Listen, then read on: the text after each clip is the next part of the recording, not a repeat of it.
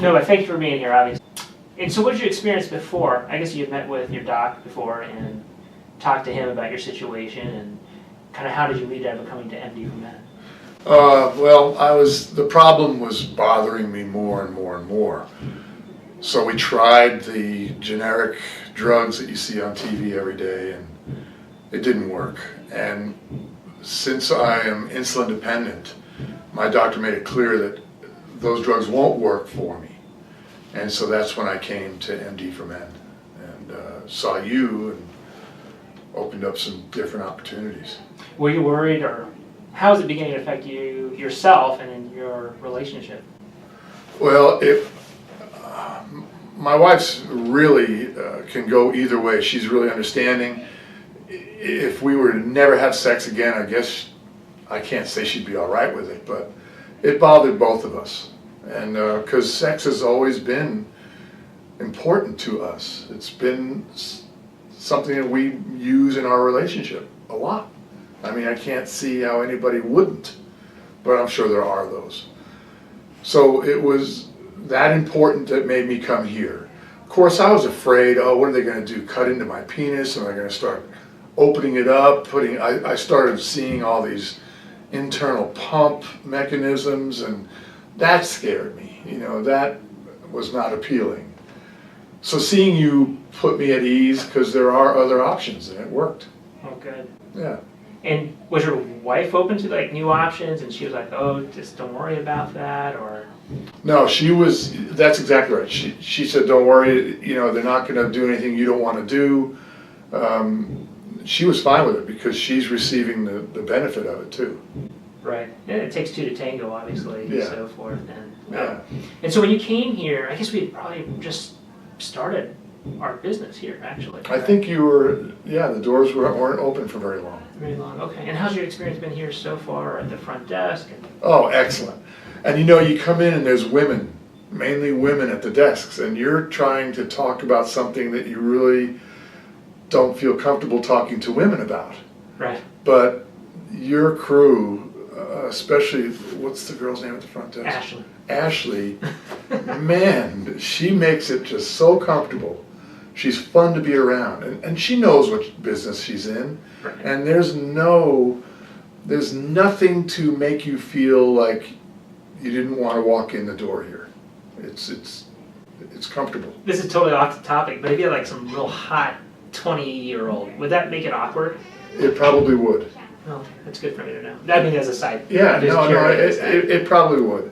You know, if I was 30 years old and there was a hot 20-year-old in there, I'd probably think differently about it. But in my 60s, I don't really want to talk to kids about problems I'm having.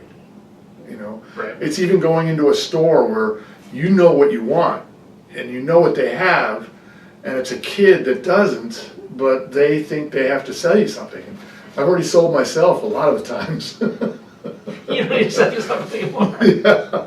So, no, this office is really well put together and well run. Has it been relatively efficient from start to finish? Oh, yes, yeah. And are there things that I can do better? I mean, I'm open to that too. Areas that we can work on? Not that I can think of, unless you can make this happen without any kind of drug or any kind of Magic? Magic, yes. If you can, If I can wave magic with, and you have that about you. You can be magical. It's been magical for me. I mean, how did you overcome the fear of kind of tackling this? Well, I've been insulin dependent for so many years that shots are nothing to me. I mean, and once you realize how easy it is and not painful, if I hadn't been so comfortable with injections and the ease of it, it may have been different, but I don't think so, because even if someone isn't, it doesn't take long to get good at it, and the benefit far exceeds the work to get to it, far exceeds it. So there must have been a period of time where you guys weren't intimate. Yes. And what was it like that first time when you were doing a penile injection? Oh, it was like a new day. It was like a new day. You know, I mean, she's been so patient, so understanding. That's really neat. She knows that diabetes causes problems, and once I told her that, she went, okay, well, that's part of life. So she was able to accept it, and we, like I said earlier, we were really sexual when we were younger, and to have some of that back now is tremendous. It's fun. It's not every day like it was, 30 years ago, but you guys are working. And yeah, we work a lot, and it's tremendous. It's really fun. It's fun again. That's what it is. So I don't like starting something with her and not being able to finish it, and that was what was going on enough for me to become concerned enough to talk to somebody about it. And you make it really comfortable. You make it really easy, and that's important. That's really important. Are there downsides to the penile injections? Like, from your perspective, or you think another man's perspective, or? If another man was wanting to have sex way more often than I do, from what I remember, you were saying 3 times a week, or the pamphlets were saying 3 times a week, about that maximum, which I've only achieved once or twice since starting it. Nice though. Yeah. And we'll go on vacation. Like I said, we're going to go to Hawaii in the spring, and I'm sure we'll have 10 days of plenty of time to do that. But nice. If someone's used to more often, they may have an issue. But I don't see how they could be used to more often if they're not getting it up now at all. So, right. So something is a lot more than nothing. Correct. And I guess if a guy's trying to go several times a day. Those days are long gone for me. I remember it. It was fun. But yeah. Do you feel like you guys are closer because of the technology, the medicines, and so forth? Like, has it added your relationship to a new level? No. It sounds like you guys have been close forever. We're close. We're very, very close. It's just an enhancement. But it doesn't change our relationship at all. We still laugh every day with each other. We feel that's very important. And it's not like we try and do it. We're just funny with each other. And, levity there's very little that can be as good for you as levity. And did you feel the penile injections was safe? Did you ever have any concern that it might not be safe? I probably did when I was reading the pamphlets before I spoke with you, but you made it clear that it is. And, there's a few places that you don't inject, and it's easy to see. The pamphlets, your instruction, everything's fine. I don't believe it unsafe. If it's going to be unsafe, it's going to be your own fault. Either you did something wrong, you're using a needle over, or you're not cleaning the area, I don't know. Right. But if it's done properly, it's just been nothing but great. And has the process been simple? Yes. Working on getting the medications and the whole... No, it's been easy. It's been easy. There's a company that mixes the product and sends it right out. Everything is smooth and easy. And did you have any issues with titrating it? Or I'm you just kind of figured out the right dose? Oh. How did you kind of go through that process of figuring out the right dose? Well, you made it really clear that you can't overdo this, and that you have to be careful on your dosage. So we started out low. So I'm going to say the first time or two, it showed me what it could do. It didn't do what I wanted it to do until I got the dosage correct. And now, there's no way that I'm going to have an injection, a hard-on for 4 hours that I have to go to a hospital. I could see how it's possible, but that won't happen to me. Yeah. That's awesome. And then, in regards to MD for Men, our intent was to find a place that was comfortable for guys, to tackle guy issues. What parts have allowed us to do that? Or what can we do more? What can we do better? To think of what you could do more is hard. I may think of something while we're talking, but... Well, what do you like that makes it a guy's how place? comfortable it is to come in here and not be looked at like, oh, you've got a problem. That's embarrassing. That doesn't happen here. I don't know. It doesn't happen to me very often in many situations, but it could. And I could see how a man would be reticent to come in here because of the fear of that. It's not here. It's not here. And what you get is well worth anything that you conjure up in your mind is going to be wrong with it. Right. Because there isn't. And I, you know, if I remember back to my first time coming in here, I was nervous. Yeah. I was nervous, and why not be? I mean, but you guys put me at ease rather quickly. And again, when I talk about levity between my wife and me, it's here too. I mean, if you want to laugh out here with your crew, it's easy. Well, I think part of it's also you, but no, the crew is good. Yeah. But are there features of it that make it more of a men's place?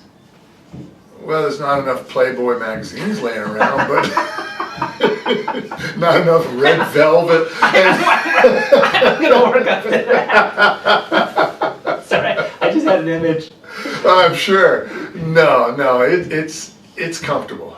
You know, there's not other offices right here where everybody's looking at you when you're walking in, like you're going down a hall looking for something, and there's everybody. Well, you know, it's comfortable.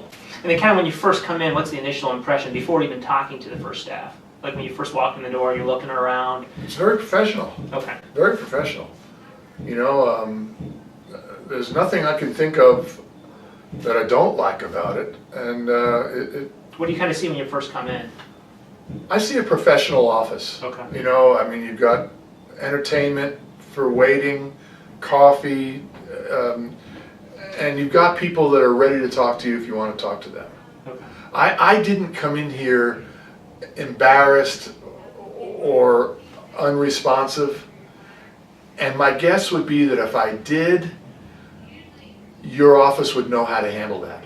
Your office would probably do a good job of, if somebody doesn't want to talk or if they're embarrassed, they would probably take it easy on them and try and get them to talk a little bit, but getting to see you is not a problem. So the professionalism is very good. Yeah. Any other thoughts? Well, I used to question, why do you do this? You're obviously a very good doctor. You know, you could probably do something that makes a lot more money, although I don't know how money works in medical practice. Yeah. And you said something that I thought, well, here's the reason. And you said, because I like working on something that makes people happy. Yeah. That if I'm doing cancer or something, the chances of them being happy aren't very good when I give them what I can give them. But you give people what you give them and they leave happy. And it makes you happy. And Knowing that you're going home and you're getting it on and being intimate with your wife that you've been with for years, decades, yeah. That's fun. That's a gift. I mean, that's something you can do. You know, I think medicine's gotten the way of thinking that quantity of life is more important than quality of life. Mm-hmm. Yeah, if I had to die earlier having this going on rather than to not have it anymore and die later, I'd rather die earlier. I'm with you, right? I know that's a little rough saying it that way, but it sure adds to your quality of life. Yeah, I mean, quality of life is huge. Yeah. How do we, I mean, we see so many people who are, I mean, I see in the hospital, they're 90, and they're alive, but they're not really living. No. And you know, when I first met you, there was a couple of introductory classes. Was it at Caseman? It was at a hospital. Okay. And when I walked in and saw men much older than me, one in a wheelchair, I was amazed. I thought, well, those guys, they've lost their sex long ago. But they were as anxious to talk to you as I was. I was amazed at the different ages. And there were people younger than me that have different problems that you obviously have taken care of or are taking care of. So that was a lot of putting me at ease to come here. And then I spoke to you in the hall that day. I walked down and I said, do you know where this class is? And you went, come on, you're with me. Right in the hallway, that's right. That's right. And you just know how to put people at ease pretty quickly, and that's important. That's important, yeah. And I think for us, you know, I've tried to figure out how to change the way we do healthcare for men. So guys will come in to see a physician or provider for things that really matter to them. Sex, peeing better, sleeping longer, making sure they don't have prostate cancer, right? Making sure their testosterone levels are balanced, maybe a no-needle vasectomy. But how can we help guys evolve fearlessly into the best version of themselves? Because if I can impact that and change their healthcare trajectory by even 5% now, then over decades, you're really going to have an impact on their overall health. Yeah. And I think sexual health is just as important, every part of health for a guy. We identify as guys. Yes. I mean, it's a big part of who we are. I mean, and if we can affect health in a positive way for guys in small ways, but then it has a positive effect, a ripple effect to other parts of your life, in your personal life, your professional life, relationships in the community, at work, even globally, depending on who you are and what you do. But if we can initiate that kind of ripple effect, taking a pebble and dropping it into a still pond and watching it, now I can never measure that, but that's the concept. I mean, no, it's a good concept because you often see people get a devastating disease and they set their mind to beating it by whatever they have to do, but they change their attitude about it and they win. And not always, but that making yourself that much happier has to add to your quality of life and your length of life, all of that. You just mentioned a few things that I didn't even realize you do. So there's a wide range of reasons why people, a wider range than I thought of why people end up here or not. Another good thing was my physician, my endocrinologist. He's the one that I was telling about it, and he was giving me the drugs, stacks and whatever it was, and it wasn't working. And he was really interested in knowing that I could beat this and get my life back to being more comfortable. So he constantly gives me a hard time now. I saw him the other day and said, "Are you getting it on? How you liking it?"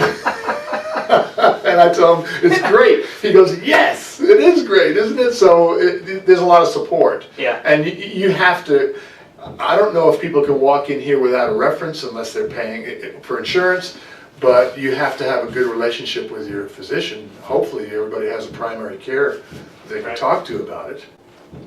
yeah, I mean, because you know, a lot of guys need help with making sure that blood pressure's controlled, cholesterol's controlled, making sure they don't have diabetes. You know, even I am pre-diabetic. Never thought I'd be that guy. Yeah. I think genetics plays a big part of it. But, you know, I wanted to walk the walk, and just like when I test other guys, I need to test myself, and I was really shocked. But it's kind of funny because, you know, as an Asian guy, I can't eat rice. So I went to Korea with my family. Yeah, you can't. And, you know, we go to these restaurants, and we're with extended family, and I wouldn't eat the rice. But the thing is, the managers would come out and be like, "Is he okay? Because he's not eating my rice, and he's Asian. There's something wrong here." Why, does it affect your blood sugar too much? Yeah, you know, rice, white rice, is like eating candy. Yeah, for me it is. I eat very that jacks little my rice. sugar is really high. Yeah, rice and pasta for me. Oh yeah. Actually, you know, there's a great pasta I now eat is lentil pasta. They take beans and so if you ever get a craving for pasta, like with spaghetti sauce and bolognese, you can get it like Whole Foods. Okay, I'll check it. And it's actually just beans. Yeah. They just processed and made in pasta. That's good. So, you know, if you ever get it, like, for me, it's been a big difference. I mean, I used to eat so many carbs. Yep. I've never had a bagel in years, and sometimes I just need just a little something that reflects, Yeah. you know. I've changed my diet radically to lose some weight, and it's working, but I haven't eaten bread in a long time. Can I ask you a totally different question? How long have you been diagnosed with diabetes? I'm probably in my 30th year. I was in my early 20s when it That's a shell shocker in your 20s. yeah, it Did was. you go into a diabetic coma? How do you? No, just I eat was more driving frequently? truck over the road. Uh, And all of a sudden on one trip, I'd lay down in the sleeper, wake up a few hours later and ready to go. And I'd drive an hour or less and I'm sleepy again and peeing a lot. And it took me probably 5 times as long to go the distance that I was going. right. And I had to go to Seattle and back to Albuquerque. And it took me That's your so route? long. No, it was just that particular trip. Okay. When I got to Seattle, I told dispatch, "Look, I need to get back to Albuquerque. There's something wrong." And so I got back. I walked into a doctor's office.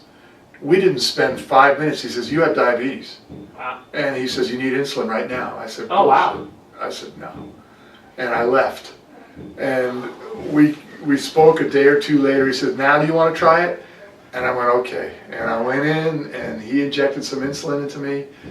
And it was like, night and day. Within an hour or two, I was feeling as good as I had felt months ago. So it took that to convince me that I needed insulin. So with that diagnosis comes fear.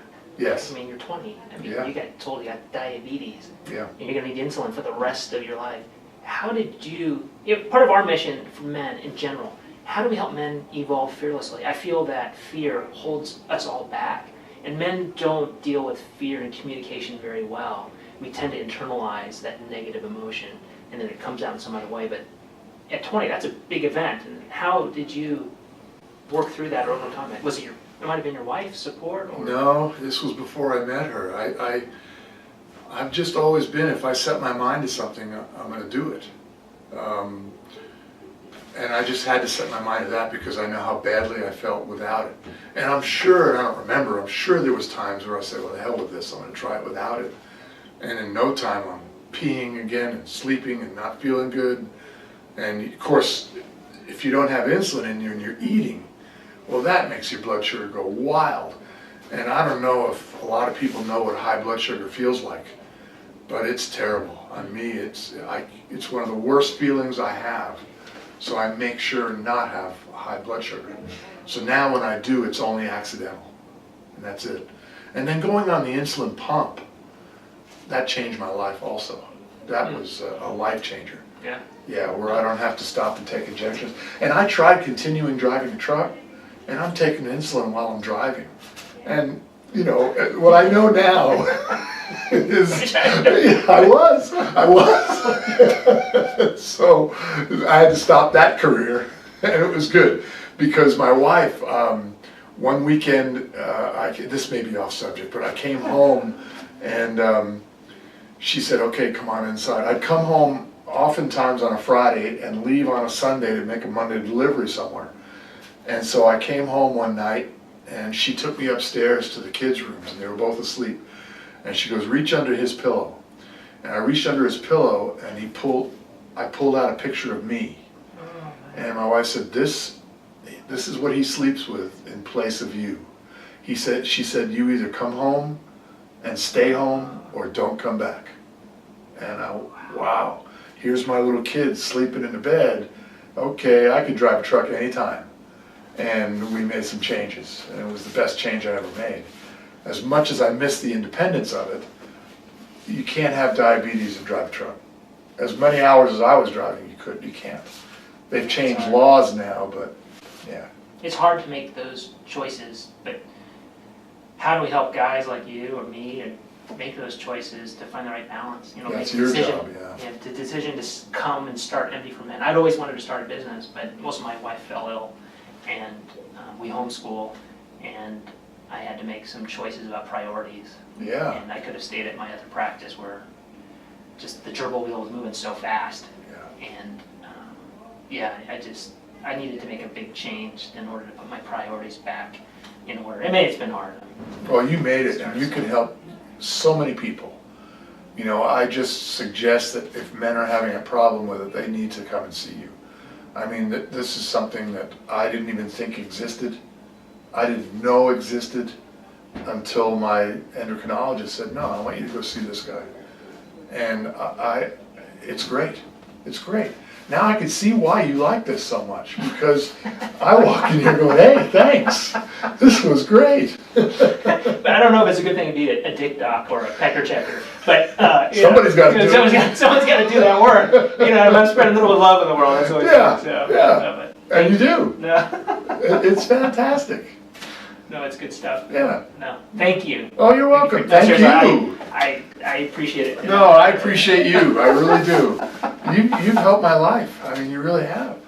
Well, but you've had to take the steps to face your fear. Yeah. Embrace it, move through it, because you could have stayed at home and not picked up the phone and made an appointment, right? I mean, you have to do the hard work, which is to face it and try it. I'm trying to imagine now what it would have been like without for so much longer than it was. This is great. Yeah. Awesome. Thank you. You're welcome. And I hope this works for you. No, this is. I want to see it. Well, you will. He'll probably edit it and put it up. And a lot of stuff we talked about had nothing really. I know, he'll edit. Yeah. I mean, really what we're trying to do is take guys out of the shadows. Right? Because, I mean, there's so many men who are just hiding in the shadows.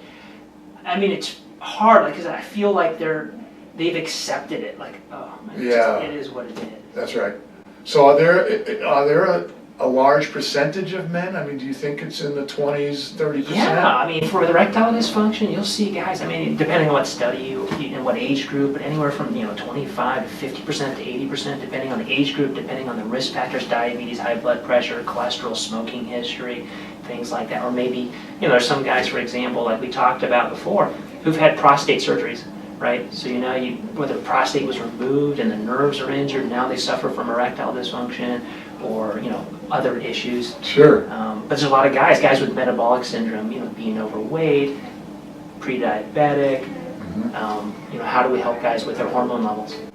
Getting them out of the shadows and into here has got to be the biggest priority or an issue that you need to deal with, and how you get that, I don't know. Well, we're facing a lot of cultural issues, right?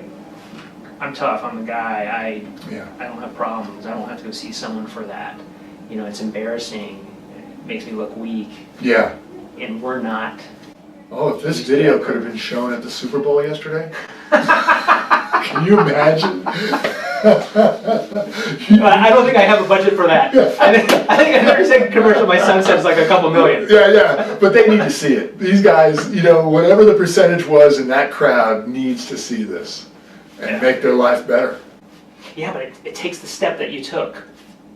Yeah, but for them to find out about it, that's the issue. I mean, how many people have erectile dysfunction and don't tell anybody? Don't even tell their own doctor. Maybe they don't have a relationship with their doctor that they should have. So how many need to be informed about it some other way? Right. TV commercials, I don't know. Well, I don't know, there's like, there's always those commercials with a very attractive woman. You should have our commercial like right after. That's right. Did you feel anything with that commercial? Did you get any response? And if not, come see us at MD for Men. But yeah, no, I mean, you're right. But how do we do that? It's a big cultural issue. Yes. Oh, you're right. Getting people to open up about it. Oh, it's hard. That's got to be the hardest thing. And I mean, I'm starting to see younger and younger guys. Ooh. Well, I think life's getting more complicated. Job, mortgage, divorce, kids, Which all contribute to the static in our brains, and affects our health, elevates stress. We don't take care of ourselves, our cholesterol goes up, we might become pre-diabetic, our hormones might be off, Oh, yeah. And I've just seen that more and more guys, and it's getting into our heads and things like that. Yeah. But thank you, you're an inspiration. No, really, I know this is a lot of thought and effort for you to do this, but it does help a lot of guys. Good.